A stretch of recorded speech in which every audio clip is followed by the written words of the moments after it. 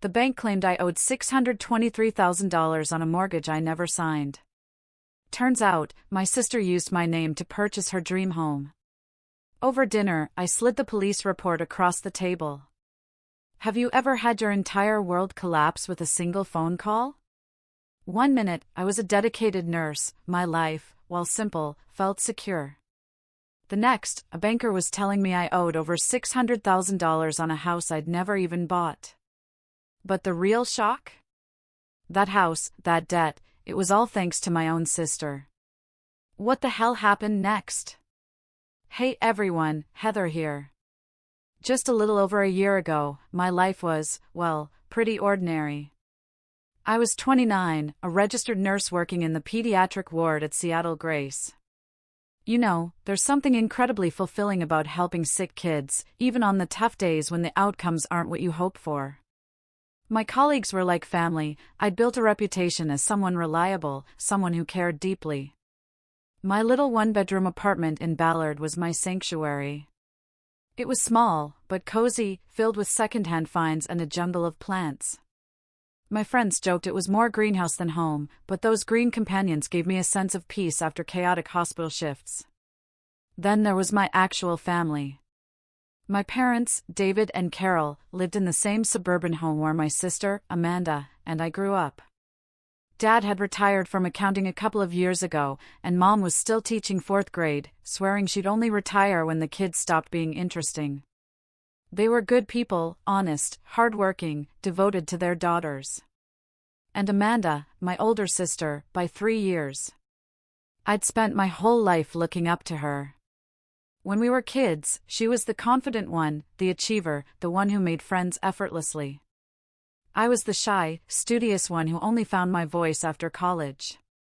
But I never felt any resentment. I was genuinely proud of her accomplishments and grateful for her protection when those middle school bullies came calling. As adults, we stayed close, despite our paths diverging pretty wildly. Amanda went into real estate and built this incredibly successful career selling luxury properties all around Seattle. She married Brian, a financial advisor, about 5 years ago. They were this striking couple, tall, athletic, perpetually tanned from their exotic vacations. Their social media was a carefully curated highlight reel of perfection, sunset cocktails, charity galas, matching tennis outfits. Meanwhile, I was still single, focused on my career, and the occasional disastrous date my coworkers insisted on setting me up on. Our lives couldn't have been more different, but we still met for coffee every few weeks, and our whole family gathered for dinner twice a month. Amanda would sometimes make these subtle comments about my lifestyle, or suggest investment opportunities that, frankly, I couldn't possibly afford. But I always chalked it up to her just wanting the best for me. 8 months before everything fell apart, Amanda and Brian moved from their downtown condo to a stunning Craftsman in Queen and one of Seattle's most prestigious neighborhoods. When they invited us over for the housewarming, I remember feeling a little pang of envy. I walked through those meticulously renovated rooms, with their Viking appliances and sweeping views of the city. Amanda gave me the grand tour, pointing out custom features and designer names I didn't recognize. "Someday you'll have this too, sis," she'd said, squeezing my shoulder. "You just need to aim higher." The day everything changed started like any other Tuesday. I was halfway through my shift, helping a 7-year-old boy named Tyler change his bandages after an appendectomy. My phone vibrated in my pocket. I usually wouldn't answer during patient care, but I'd been waiting for news about my elderly neighbor who'd been hospitalized the previous night. So, I excused myself, making sure Tyler was comfortable. "Hello, this is Heather," I answered, stepping into the hallway. "Miss Wilson, this is Craig Donovan from Washington Mutual Bank. I'm calling about your missed mortgage payments. We've sent several notices, and I'm afraid if we don't resolve this soon, we'll have to begin foreclosure proceedings." My mind just blanked. Mortgage payments? Foreclosure? "I'm sorry," I stammered, "there must be some mistake. I don't have a mortgage. I rent my apartment." The banker's voice took on this slightly condescending tone. Miss Wilson, according to our records, you took out a mortgage for $623,000 in January for a property on Highland Drive. You made payments for the first 3 months, but we haven't received anything since April. My mind raced. Highland Drive? That sounded familiar. Wasn't that Amanda Street? This is a mistake. I insisted, my voice rising enough that a passing nurse gave me a concerned look. I've never purchased property. My credit isn't even good enough for a mortgage that size. I'm a nurse, not a surgeon.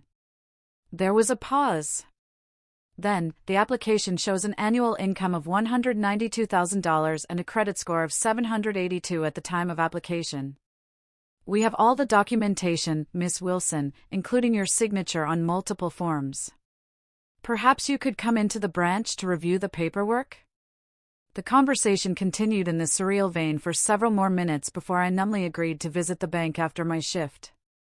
I returned to Tyler's room on autopilot, my mind spinning. A clerical error? Identity theft? But the address, that couldn't be a coincidence. At the bank, Richard Peterson, the branch manager, laid out a folder of documents that made my stomach sink further with each page. Loan application, income verification, credit check authorization, closing papers, all bearing what appeared to be my signature. And there it was, in black and white, the property address matched Amanda's new house. Could I get copies of all of this? I asked, my voice sounding distant even to my own ears. Richard hesitated. Technically, these are already your copies, but given the circumstances, I can make duplicates. He studied my face. Miss Wilson, if you didn't apply for this mortgage, I strongly suggest you contact the police. This appears to be identity theft and possibly fraud. I nodded numbly, but inside, a voice was screaming. Not just any identity theft. My sister. My own sister had stolen my identity to buy her dream house.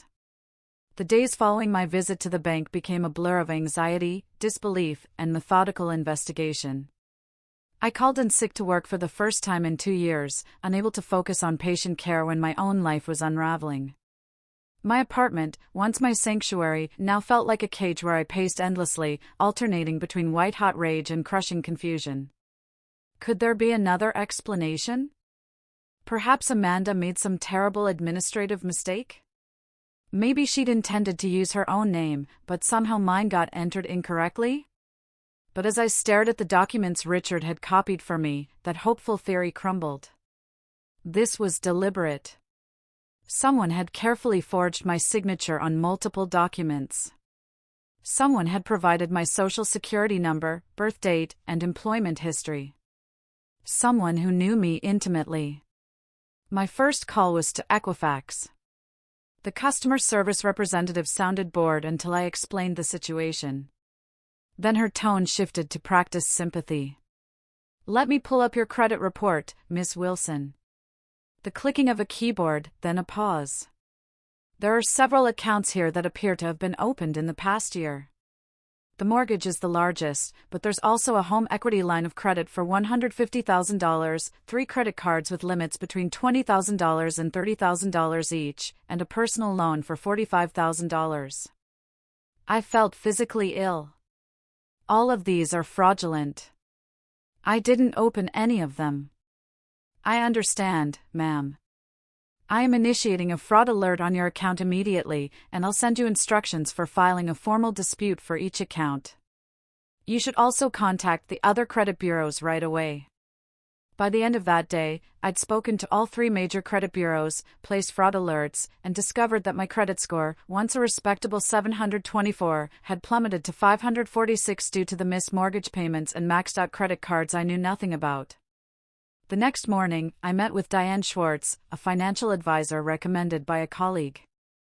Her office was warm and inviting, but nothing could ease the knot of dread in my stomach as I slid the bank documents across her desk. This is definitely identity theft, she confirmed after reviewing everything. And I have to say, it's quite sophisticated. Whoever did this knew exactly what information would be needed to pass verification checks.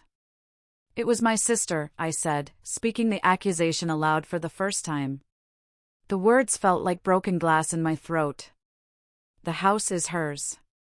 She's living in it right now. Diane's expression shifted from professional concern to genuine shock. That complicates things.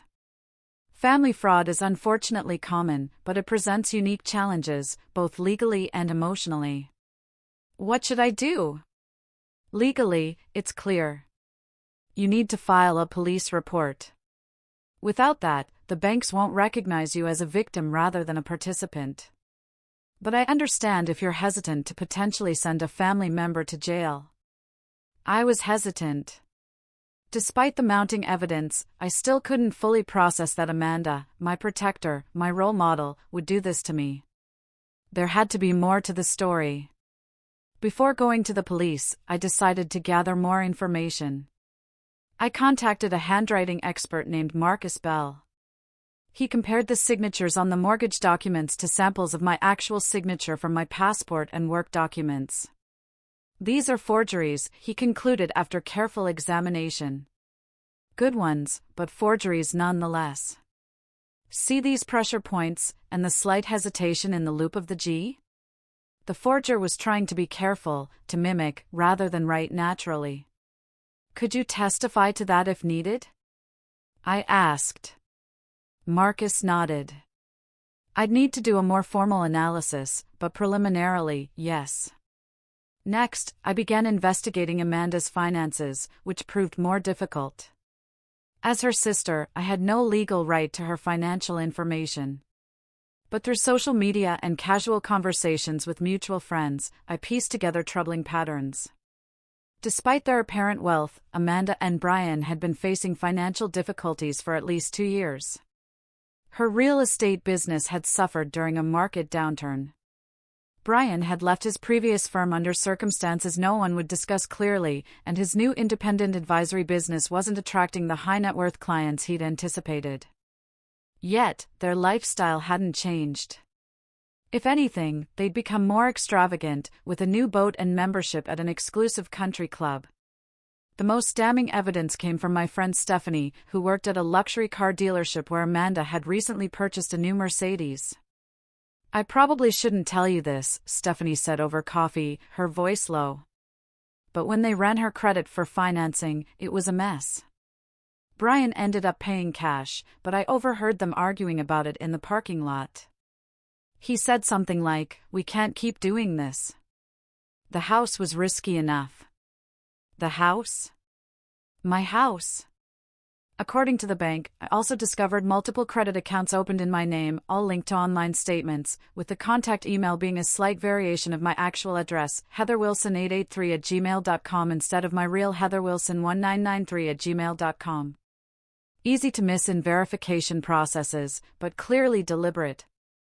Every new piece of information felt like another weight on my chest, making it harder to breathe, harder to deny the ugly truth. My sister, whom I trusted completely, had stolen my identity to finance a lifestyle she couldn't afford. She'd thrown me under the bus without hesitation, leaving me to deal with the financial and legal fallout when it all inevitably collapsed. After a week of investigation, I could no longer avoid the necessary step. With a heart that felt like lead, I drove to the Seattle Police Department's Financial Crimes Unit and asked to file a report for identity theft and fraud. The Seattle Police Department's Financial Crimes Office was nothing like the dramatic police stations from TV shows. Instead, it occupied part of a nondescript municipal building with fluorescent lighting and outdated furniture. I sat in a hard plastic chair for nearly an hour before a detective could see me, clutching a folder containing all the evidence I'd gathered. Heather Wilson? A woman in her 40s with short brown hair and tired eyes approached. I'm Detective Rachel Thompson. Sorry about the wait. Follow me. She led me to a small interview room with a table, 3 chairs, and absolutely nothing else except a wall-mounted camera in the corner. Detective Thompson noticed me eyeing it. Standard procedure, she explained. Helps protect both you and us. Now, I understand you're here to report identity theft. Yes, I said, my voice smaller than I intended. Bye, my sister. Something flickered in Detective Thompson's expression, surprise, maybe even sympathy, before her professional demeanor returned. I see. That's unfortunately more common than you might think. Tell me everything from the beginning. For the next 2 hours, I walked her through the whole story. The bank call, the mortgage I never applied for, the credit cards and loans opened in my name, the house my sister was living in, purchased with my stolen identity. Detective Thompson took detailed notes, occasionally asking clarifying questions. She seemed particularly interested in the timeline and how Amanda might have obtained my personal information. Do you share any financial accounts? Safety deposit boxes? Has she ever lived with you as an adult? No to all of those, I admitted, feeling foolish. But we're close. Or I thought we were. She's been to my apartment countless times. My important documents are in a file cabinet in my home office, not locked. God, why wasn't it locked? I never thought I needed to protect myself from my own sister. Detective Thompson's expression softened slightly. No one expects this from family. It's not your fault. After I finished my account, she leaned back in her chair. Miss Wilson, I want to be clear about something. Filing this report means we will investigate fully. And if the evidence supports your claims, your sister could face serious criminal charges. Identity theft and mortgage fraud are felonies. She could go to prison. Are you prepared for that? The question hit me like a physical blow. Was I prepared to be responsible for sending Amanda to prison? For destroying her life, her marriage, her career? I thought about our childhood, how she taught me to ride a bike, helped me with homework, stood up for me against bullies. I thought about our parents, who would be devastated. But then I remembered my ruined credit score, the $623,000 debt in my name, the violation of trust so profound I could barely comprehend it. Yes, I said finally, my voice steady. I need to protect myself. If she faces consequences for what she did, that's her responsibility, not mine. Detective Thompson nodded. I understand this is difficult. We'll handle the investigation with discretion, but I can't promise confidentiality, especially if charges are filed. These cases become public record. I understand. She pushed a form across the table. This is the official identity theft report. Read it carefully before signing. As I signed the report, my real signature, not the forged one on the mortgage documents, I felt a strange mix of relief and dread. The machinery of justice was now in motion, and I couldn't stop it, even if I wanted to. Stephanie was waiting for me in the lobby. I'd asked her to come for moral support, knowing I'd need a friendly face after taking such a momentous step. How did it go? She asked, pulling me into a hug. About as well as accusing your sister of felony fraud can go, I replied, attempting humor, but hearing the tremor in my voice. You did the right thing, Heather. What she did was unforgivable. We went to a nearby coffee shop where Stephanie listened as I processed my swirling emotions. The detectives said they'll begin investigating right away. They'll contact the bank, subpoena records, maybe even interview Amanda. How do you think she'll react? I stared into my untouched latte. She'll deny it at first. Amanda's always been good at lying when cornered. Then she'll try to justify it somehow. Make it seem like she was doing me a favor or had every intention of paying everything back. Do you think she did intend to pay it back? I considered this. Maybe in some abstract way, but the practical reality, she and Brian were already missing payments. They never had a plan beyond using my identity to get what they wanted in the moment. 2 days later, Detective Thompson called with an update. We've confirmed your suspicions, Miss Wilson. The mortgage application was submitted online using your personal information, but from an IP address traced to your sister's previous residence. We're also investigating her husband's potential involvement. Financial crimes like this are rarely committed by just one person in a household. Brian.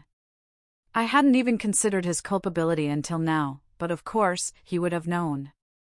As a financial advisor, he might even have helped orchestrate the whole scheme. There's more, Detective Thompson continued.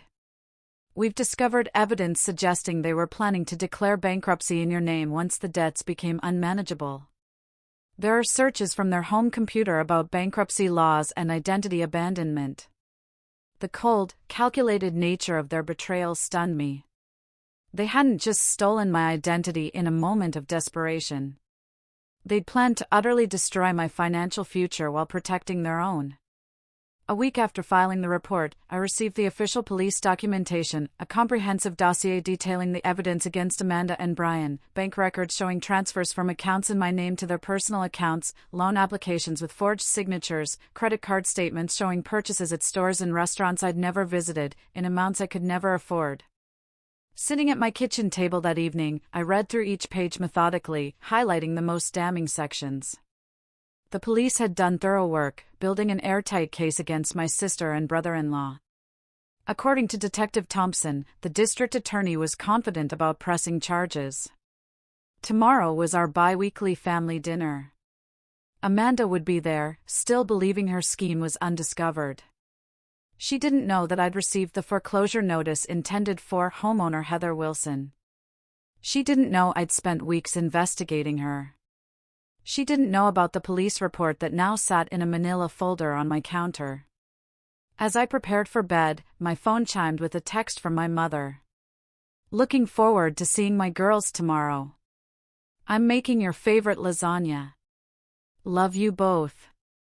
The casual normalcy of it broke something in me. I cried for the first time since this nightmare began. Not just for myself, but for our parents, whose world was about to shatter. In the morning, I rehearsed what I would say, how I would remain calm and dignified. When I confronted Amanda, I wouldn't scream or name-call, though God knows she deserved it. I would simply present the evidence and let the truth speak for itself. As I was getting dressed for dinner, my phone rang. It was my mother. Honey, you're still coming tonight, right? Your father's already opened a bottle of wine. Yes, Mom. I'll be there at 6. Good. Amanda's bringing that chocolate mousse cake you love from Dahlia Bakery. Isn't that thoughtful? Thoughtful? My sister, the identity thief, buying me cake with credit cards fraudulently opened in my name?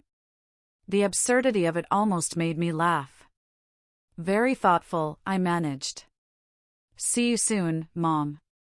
I tucked the police report into my bag and headed out the door, steeling myself for the confrontation that would forever change our family. I spent nearly an hour deciding what to wear to dinner. But somehow, it felt important. I settled on a simple navy dress, professional, serious. Not my usual casual attire for family gatherings, but this was no ordinary dinner. I applied my makeup carefully, determined that Amanda wouldn't see how much she'd hurt me. I wouldn't give her the satisfaction. As I drove to my parents' home in Bellevue, memories flooded back of happier family dinners. Mom's birthday last year, when Amanda and I had coordinated to surprise her with tickets to Hamilton. Christmas 2 years ago, when Dad had gotten tipsy on eggnog and started singing carols in an operatic voice until we were all crying with laughter. Countless Sunday dinners where we'd shared stories, advice, and gentle teasing. Tonight would be the last of those dinners, at least in any form I recognized. After tonight, nothing would ever be the same. I parked a block away, needing a moment to compose myself before entering. As I walked toward the house, I spotted Amanda's white Range Rover in the driveway, the same Range Rover she'd proudly shown off 3 months ago, claiming it was a reward she'd given herself for closing a big property deal. Had that been a lie, too? Was it purchased with fraudulent credit in my name? The familiar smell of my mother's lasagna greeted me as I approached the front door. For a second, I considered turning around, driving home, pretending I'd fallen ill. I could confront Amanda privately, give her a chance to make things right without public humiliation. But then, I remembered the bankruptcy searches Detective Thompson had mentioned. Amanda and Brian had planned to leave me financially ruined while they walked away unscathed. They deserved no mercy. I rang the doorbell, feeling the weight of the police report in my bag like a brick. Heather. My mother opened the door, beaming. At 62, Carol Wilson remained vibrant and active, her gray hair cut in a stylish bob, her face lined but radiant. She pulled me into a hug. You look beautiful, but so serious. Everything okay at the hospital? Everything's fine, Mom, I lied, returning her hug. Just tired from a long week. Inside, my father was in his usual spot, comfortable in his recliner with a glass of red wine. He stood to embrace me. There's my girl. Want some wine? It's that Oregon Pinot you like. Thanks, Dad. That would be nice. From the kitchen, I heard Amanda's laugh, bright and musical as always. She appeared in the doorway, wearing an expensive-looking cream blouse and tailored pants, her blonde hair perfectly styled, her smile dazzling. Heather, finally! I was telling Mom about this incredible patient success story I heard from Dr. Garner at the club. You should talk to him about potential positions in his practice. The benefits are amazing. The sheer audacity stunned me. Here she was, having stolen my identity, offering career advice as if she had my best interests at heart. I forced a smile. I'm happy where I am, thanks. If she noticed my coolness, she didn't show it. Brian's out back helping Dad with the grill. Mom insisted on both lasagna and steaks tonight. We're going to be eating leftovers for days. My sister-in-law Jessica arrived next with my brother Mark and their 2 children. Jessica immediately commented on Amanda's house, having visited recently for a playdate with the kids. That sunroom is absolutely to die for, Amanda. The way the light comes in during the afternoon, perfect for plants. Heather, you should see it with all your green thumb knowledge. Your sister has turned it into this gorgeous reading nook. Amanda shot me a quick, almost imperceptible glance before jumping in. Oh, we're still working on it. The renovation is taking forever. Contractors, am I right? I bit my tongue. That sunroom, like the rest of the house, had been purchased with my stolen identity. Dinner proceeded with excruciating normalcy. Dad carved the steaks while Mom served generous portions of lasagna. Wine flowed freely. Mark talked about his new project at the architectural firm. The kids chattered about school and soccer. Amanda expertly deflected any questions about their finances or the house, always steering the conversation to someone else's affairs. Heather, you're quiet tonight, my father observed as we neared the end of the main course. Rough week? I sat down my fork carefully. You could say that. Anything you want to talk about? Mom asked, her forehead creasing with concern. Amanda jumped in before I could respond. Oh, leave her be, Mom. Not everyone needs to process everything out loud like me. She laughed, flipping her hair. Some people just need to mull things over privately. The irony was almost too much. Here was Amanda, who had committed crimes that would soon become very public record, advocating for my privacy. Actually, I said, meeting my sister's eyes directly. There is something I need to discuss with all of you. A flicker of unease crossed Amanda's face, quickly replaced by her usual confident smile. Sounds serious. Let's at least have dessert first. I brought that chocolate mousse cake from Dahlia that you love, Heather. That can wait, I said firmly. The table fell silent. Even the kids sensed the sudden tension, their playful banter ceasing. Mark, why don't you take the children into the living room? My mother suggested, her instincts for family drama finely tuned after decades of mediating between siblings. I think they've been promised some screen time. Once the children were settled with tablets in the other room, I reached into my bag and pulled out the manila folder. My heart pounded so loudly I was certain everyone could hear it.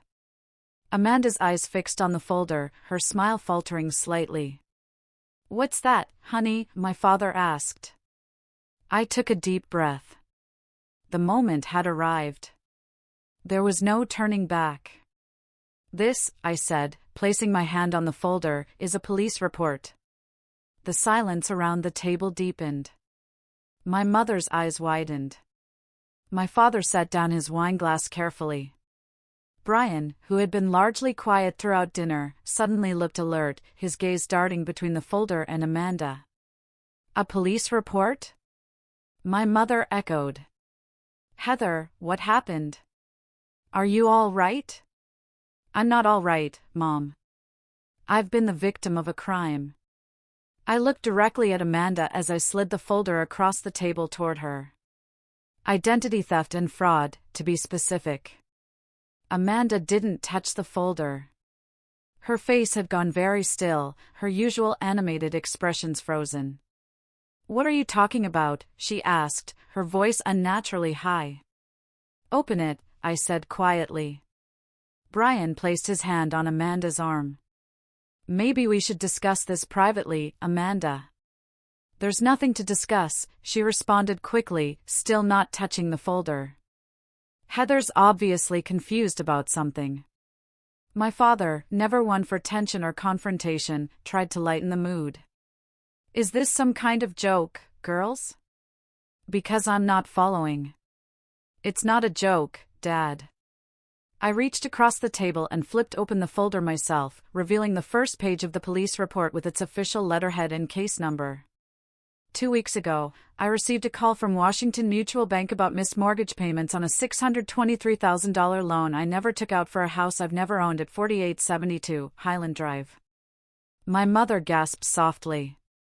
"But that's Amanda and Brian's address." I finished for her. The dream house they'd been showing off to everyone for months was purchased. Through a mortgage fraudulently obtained in my name, along with a home equity line of credit, 3 credit cards, and a personal loan, all maxed out, all in default. All eyes turned to Amanda, whose face had drained of color. For several seconds, no one spoke. Then Amanda laughed, a brittle, forced sound. "This is ridiculous. There's obviously been some kind of mistake. A bank error, or—" "The police don't think so," I interrupted. "Neither does the handwriting expert who confirmed the forged signatures. Neither does the IP address evidence showing the mortgage application was submitted from your old condo." Brian abruptly stood up. "We should go, Amanda. We don't have to listen to these accusations." My father found his voice, deep and trembling with anger. "Sit down, Brian.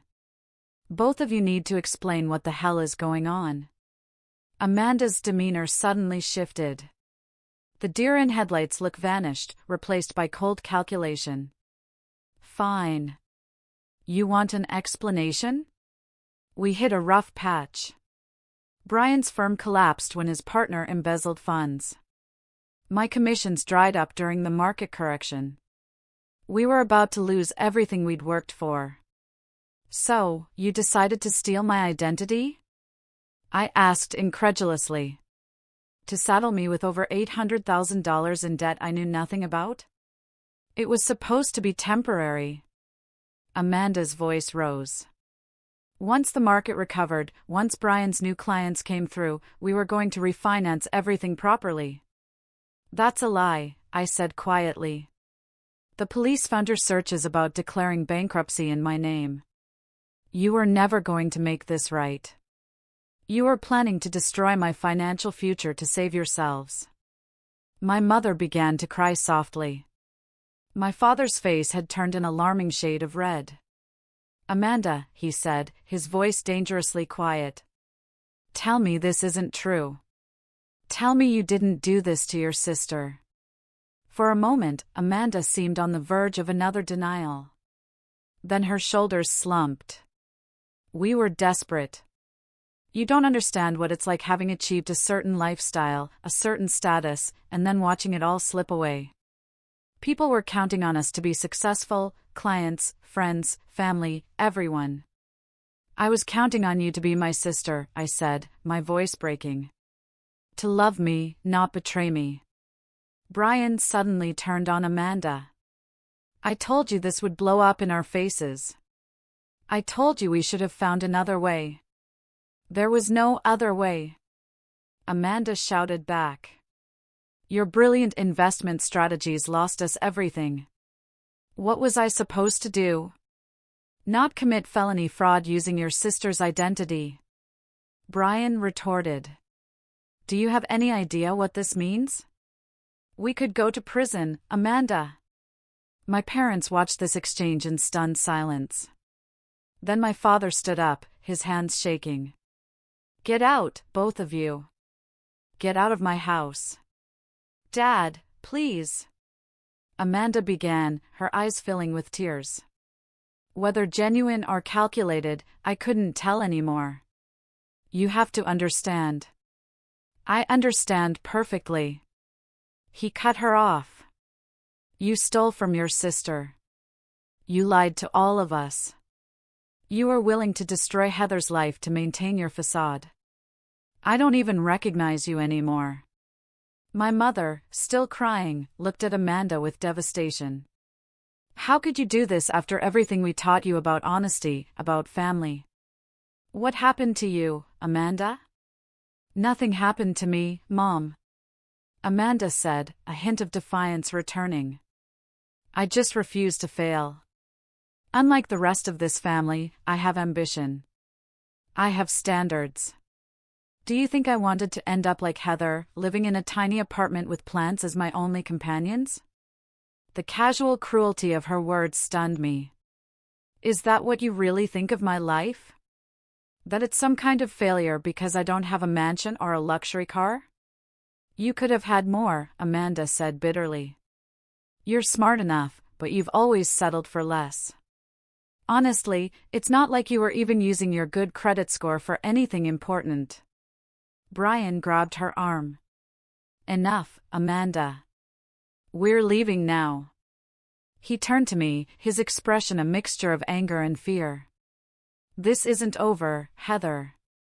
You have no idea what you've done by filing that report. I know exactly what I've done, I replied steadily. I've protected myself from criminals. That's what you both are, criminals, and now you'll face the consequences. As they gathered their things to leave, my mother called after Amanda. The police, will they arrest you? Amanda paused at the door.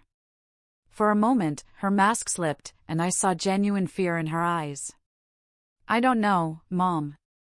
Probably. After they left, the three of us sat in stunned silence. My father poured himself another glass of wine, his hands still shaking. My mother wiped her tears with a napkin, looking suddenly older than her years. I should have seen it, she said finally. All those extravagant purchases, the house we knew they couldn't afford. I just thought they were being irresponsible with their money, not this. None of us saw it, I said, reaching for her hand. I never imagined Amanda capable of something like this. Not to a stranger, and certainly not to me. My father looked at the police report, still open on the table. What happens now? The district attorney will decide whether to press charges. Given the evidence, Detective Thompson thinks it's almost certain. Amanda and Brian will be arrested probably within the week. And the debts? My father asked. Ever the accountant. The mortgage, the credit cards? I'm working with the banks to clear my name. It's a long process, but the police report helps establish that I'm the victim, not a willing participant. My credit is still destroyed, at least for now. We sat together for hours that night, processing the shock, the betrayal, the uncertain future. My brother Mark returned from putting his children to bed, and we explained everything. His initial disbelief gave way to rage on my behalf. I'll testify against her if needed, he said fiercely. What she did to you is unforgivable. As I drove home that night, I felt hollowed out, as if something essential had been scooped from my chest. I had done what was necessary to protect myself, but there was no satisfaction in it, only grief for the sister I thought I knew, and the family that would never be the same.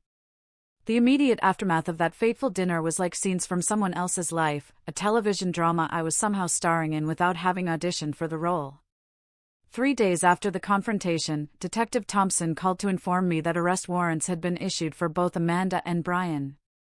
They were taken into custody at their home, my home, according to the fraudulent mortgage, and charged with multiple felonies: identity theft, fraud, forgery, and conspiracy. Their arrests made the local news. Prominent Seattle realtor and financial advisor charged in identity theft scheme, read the headline. The article mentioned that the victim was Amanda's sister, though thankfully withheld my name. Still, anyone who knew our family could easily figure it out. My phone buzzed constantly with messages from concerned friends, distant relatives, and even former classmates who had connected the dots. I turned it off, unable to face the well-meaning but intrusive questions. How are you holding up? Did you know what they were doing? Are they going to prison? My parents retreated into a shell of shock and humiliation. Dad stopped attending his weekly golf games, unable to face friends who had undoubtedly seen the news. Mom took a leave of absence from teaching, claiming health issues. Their social circle, built over decades in the same community, suddenly felt threatening rather than supportive. Everyone must be talking about us, Mom said during one of my visits to their home. She hadn't bothered to style her hair or apply makeup, so unlike her usual put-together appearance. Wondering where we went wrong with Amanda. You didn't go wrong, I assured her, though part of me wondered the same thing. Had there been signs of Amanda's moral flexibility that we'd all missed or excused over the years? Small dishonesties that had escalated when the stakes got higher?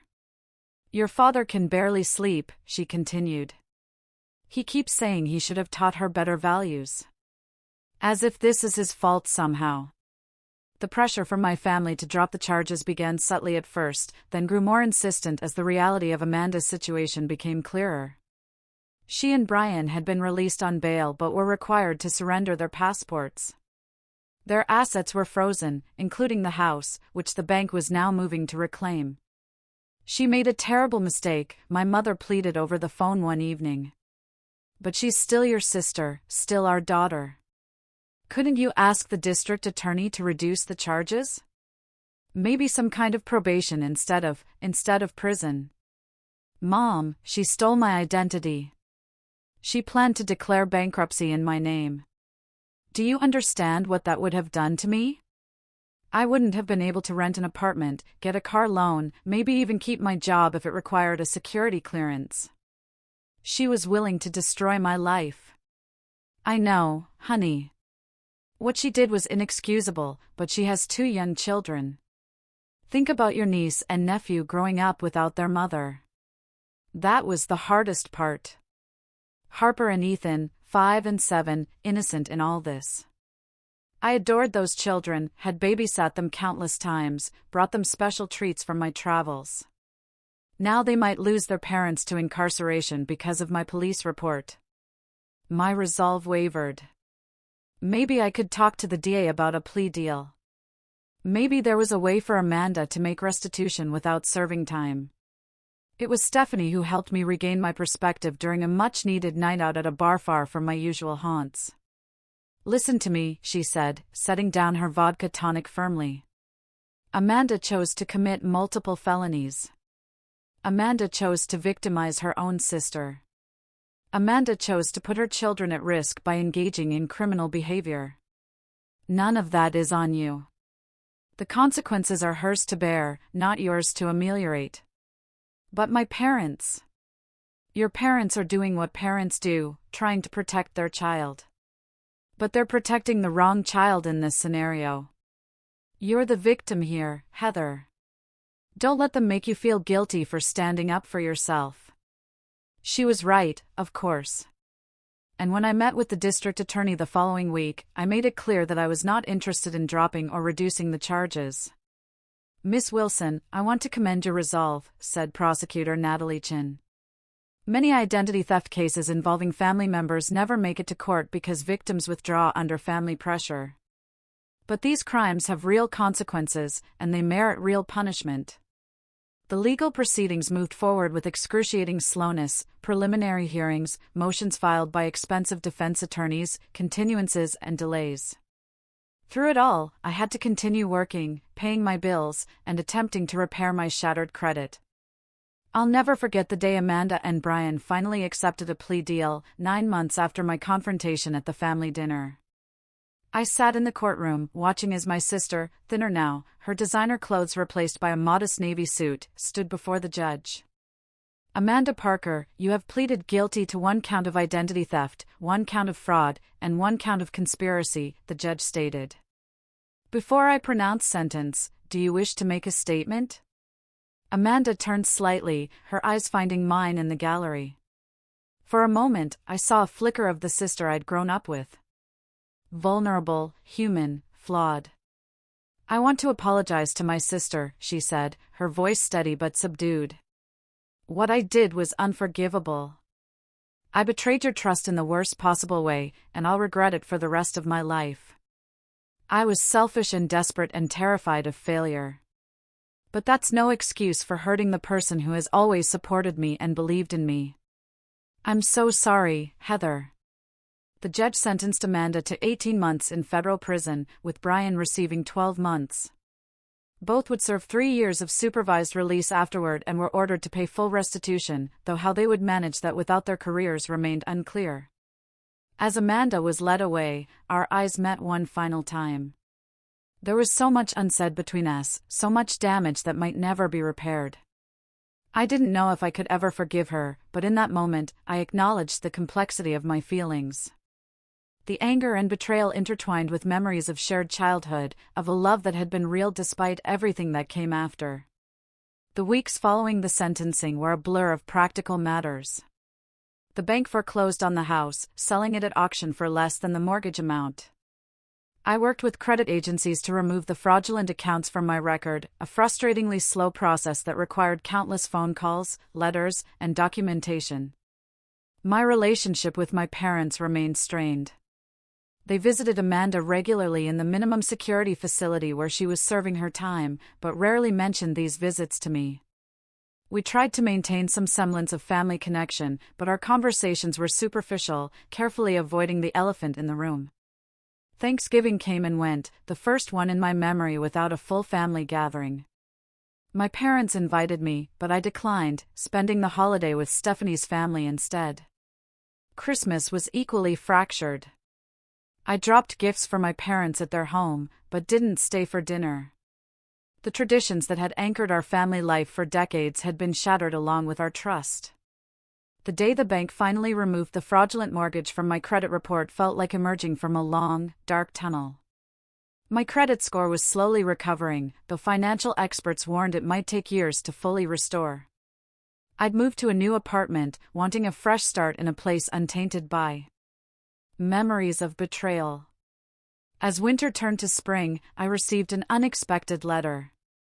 Not from Amanda, who had written several times with apologies I wasn't ready to accept, but from my niece, Harper. In wobbly handwriting on pink paper, she had written, "Dear Aunt Heather, I miss you a lot. Grandma says you're mad at Mommy because she did something bad. I'm sometimes mad at Mommy, too. Like when she wouldn't let me have 2 desserts. But I still love her. Do you still love her? Can you come see me and Ethan? We have a new apartment, but it's small and doesn't have a garden like the big house. Love, Harper." The innocent plea of a child who couldn't possibly understand the magnitude of what had happened brought tears to my eyes. Whatever my feelings toward Amanda, Harper and Ethan were innocent casualties of their parents' crimes. They deserved an aunt who loved them, even if that love had to be carefully separated from the betrayal of their mother. I called my parents that evening and asked if I could visit the children. The relief in my mother's voice was palpable. "They ask about you all the time," she said. "We've been caring for them while Amanda and Brian are away. They would love to see you."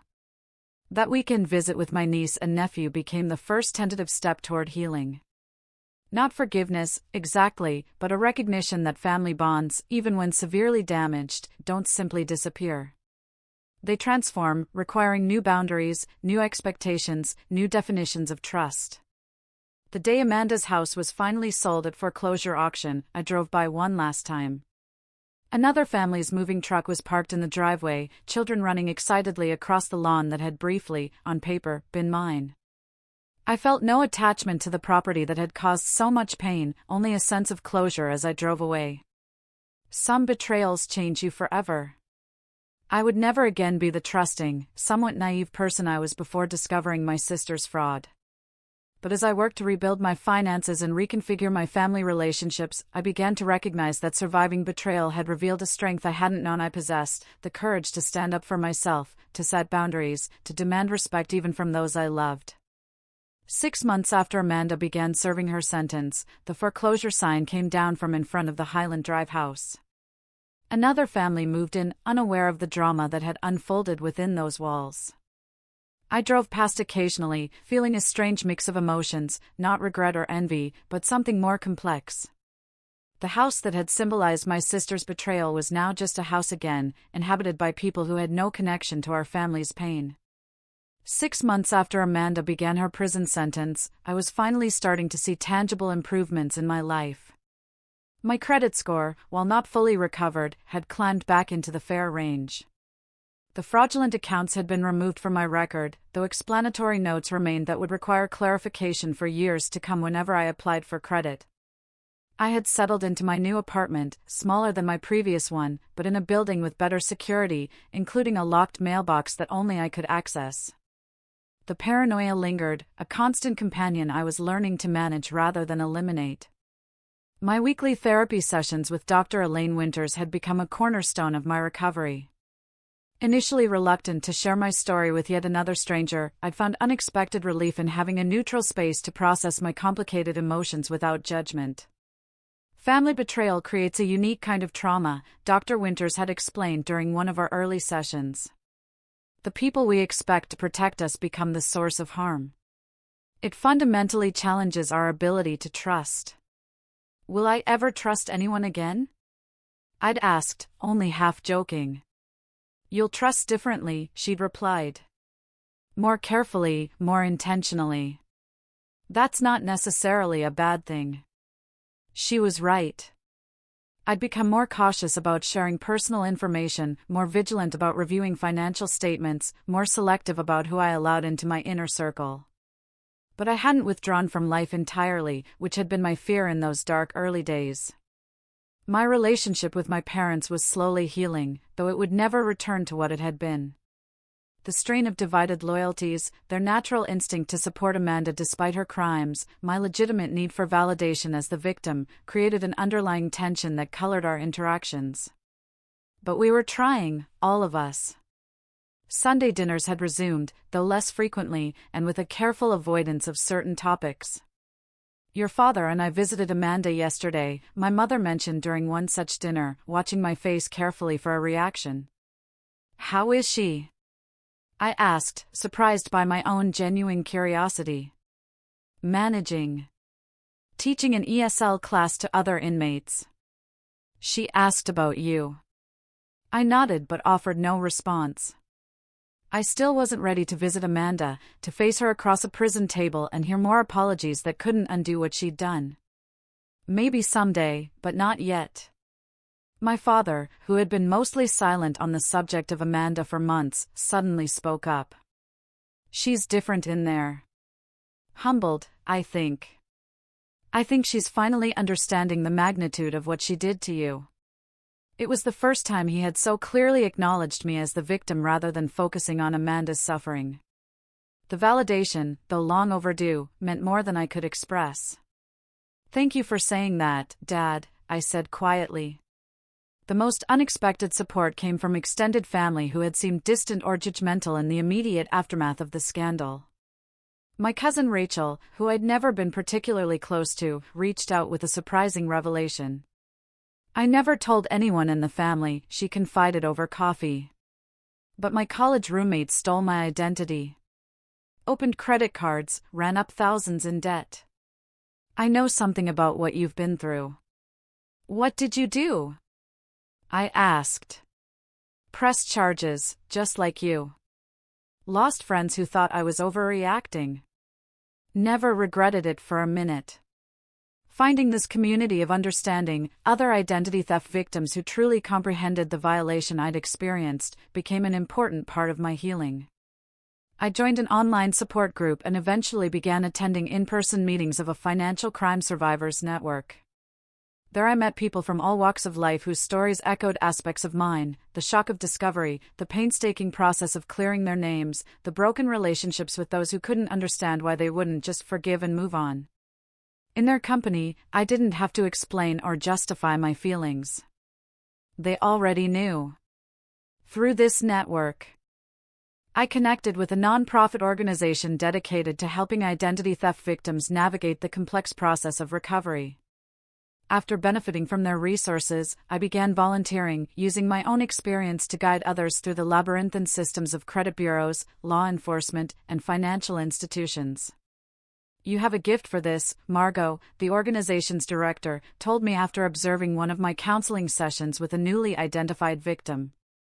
"You're compassionate without sugarcoating the reality of what they're facing."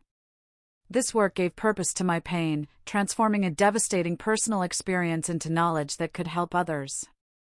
I couldn't undo what Amanda had done, but I could use it to make someone else's journey a little less lonely, a little more navigable. Moving to my new apartment had been a practical necessity. The lease on my old place had ended, and I needed something I could afford on a budget strained by legal fees and credit counseling costs. But it became a symbolic fresh start as well. I filled it with plants as always, but also with new furniture that held no memories of my pre-betrayal life. I installed a small home office with a locking file cabinet for important documents. Not because I expected another family member to steal my identity, but because the experience had taught me the value of prudent protection. When Amanda had been incarcerated for nearly a year, I received a letter that stood out from her previous attempts at communication.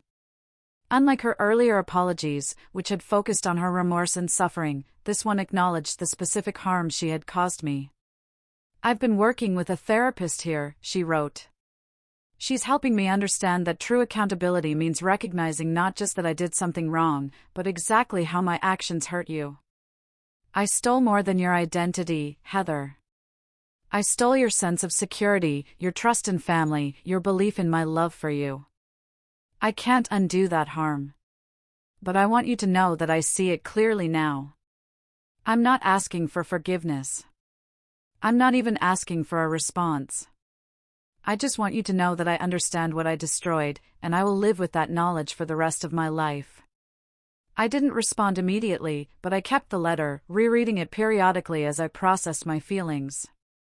The acknowledgement of specific harms felt different from her earlier blanket apologies, more genuine, more complete, more aware. Around this time, I made a decision that surprised even me. Using some of the restitution money that had finally begun arriving from Amanda and Brian's seized assets, I put a deposit on a small house with a generous yard, perfect for an expanded garden. The irony wasn't lost on me. My sister's crime had ultimately led to me achieving the homeownership she had fraudulently claimed in my name. The day I signed the legitimate mortgage papers, a moment that should have been purely joyful, I experienced an unexpected wave of emotion. Sitting in the loan officer's office, reviewing documents remarkably similar to those that had been forged in my name, I felt a strange closing of a circle. "Is everything all right, Miss Wilson?" the loan officer asked, noticing my hesitation. "Yes," I said, signing my actual name to a loan I had chosen, for a house I could afford. "Everything is fine. Better than fine, actually." Taking ownership of my new home became a powerful act of reclamation. I painted the walls colors I loved, planted a vegetable garden in the backyard, and invited friends for a housewarming party, my first real celebration since before the identity theft discovery. Stephanie brought champagne and a doormat that read, "Not today, identity thieves." Dark humor that made me laugh despite myself. My parents came too, bringing a houseplant and awkward good wishes. They were trying, in their way, to support this new chapter while still maintaining their relationship with Amanda. "It's a lovely home, Heather," my mother said, hugging me tightly. "We're so proud of you for buying a house." I asked. For everything, my father clarified. For how you've handled all of this, with dignity and strength. It wasn't complete healing, that would take years more if it ever fully arrived, but it was acknowledgement, and that mattered. 2 weeks after my housewarming, I did something I'd been considering for months. I drove to the Federal Correctional Institution where Amanda was serving her sentence and added my name to her visitors list. I wasn't ready to see her yet, but I wanted the option available when and if that day came. As I continue rebuilding my life, I've come to understand that healing isn't a destination, but a process. Some days I feel strong and forward-looking. Others, the betrayal feels fresh and raw. I've learned to accept both realities as part of my journey. What happened between my sister and me is a story with no neat ending, no perfect resolution. Family bonds, once broken by betrayal, can never be completely restored to their original form. But they can transform into something new, something more honest, perhaps, with clearly established boundaries and carefully rebuilt trust. I don't know if Amanda and I will ever reclaim anything resembling our former closeness. I don't know if I'll ever fully trust her again. But I know that I've survived the worst betrayal I could imagine, and I've emerged stronger, wiser, and more self-reliant than before. If there's a lesson in all of this, it's that trust should be treated as the precious resource it is. Given carefully, guarded appropriately, and withdrawn when necessary for self-protection. Love and trust aren't the same thing, a distinction I never fully understood until now. I can love my sister while acknowledging that she violated my trust in ways that may never be fully repaired. This experience has taught me that family loyalty has limits, and should have limits. That standing up for yourself, even against those you love, isn't selfish, but necessary. That forgiveness, if it comes, must follow accountability, not replace it. I'm still writing my story, still finding my way forward. But I know this much: I refuse to be a victim in silence. I refuse to sacrifice my financial future to protect someone who hadn't protected me. I refuse to accept betrayal as the price of family peace. And in those refusals, I found my strength. What about you? Have you ever experienced betrayal from someone you trusted completely? How did you handle it? And what boundaries did you establish afterward? I'd love to hear your stories and your thoughts in the comments below.